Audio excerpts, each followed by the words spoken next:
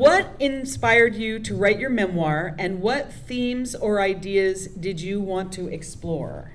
As Janice said, my husband Russell and I got married and very quickly moved onto a 26-foot sailboat, and then took that sailboat 1,000 miles to the first jump was Cabo San Lucas, and then up into the Sea of Cortez, and that was the beginning of a long journey and also a lifetime on sailboats. So basically people kept saying, you have to write this book. And so I kept thinking, I'm going to do that. I'm ready to do that pretty soon. And so I wrote a lot of little pieces, and they got published in different places.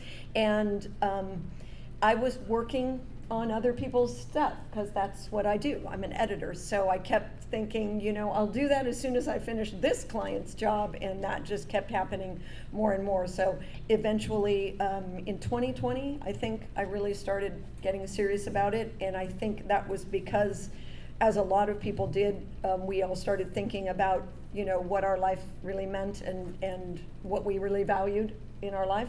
And I valued Russell and our life together, and I thought it needed to be recorded. I needed to do it for me, and then see if anybody else was going to be interested. And the themes are, oddly enough, I had also worked on Judy's book as an editor, and the whole time I worked on it, it never occurred to me that both of our books took place in 90 and 91. I don't know why that never occurred to me, because mine was not a manuscript yet. Yeah. But when they both ended up coming out last year, it was just too interesting to avoid. And so we've talked a little bit about how many similarities and differences there are in this journey of two different women in this one particular year and a bit.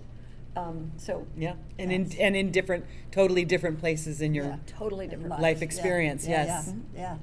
After I returned from my journey in 1991, what am I going to do now? Kind of question for myself. And the idea came to me as I was in the bathtub warming my bones one night, that I should open a writing center. And so I did that. And when I opened that writing center, and some of it, Michael was there, one of the early people who was there. So all along and all during those years, I'm writing bits and pieces from that journey. Mm-hmm. And all along and all those years, I'm becoming a writer.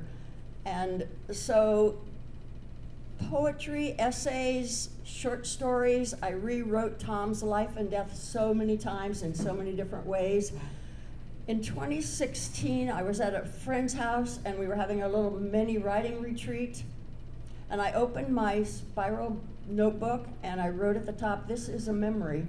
And I started writing about a sensory circus in Salzburg that I attended, and I didn't stop until I was finished in 2018. Wow.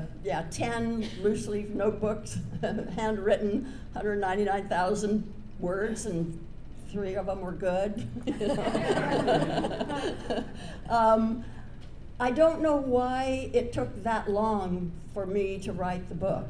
I think all of those others weren't false starts on book. They were just different ways of coming at the story. And finally, the story wanted to be told in the way that it was.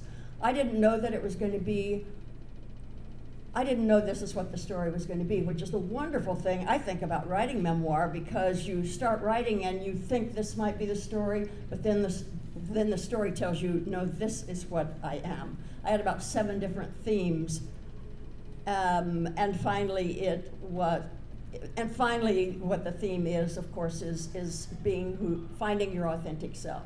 All my life I'm Judy Reeves and I'm Judy Reeves and no matter what I was doing. Would I ever be able to say, I'm Judy Reeves, and that would be enough? Mm. And that's what came out of my memoir. Yeah.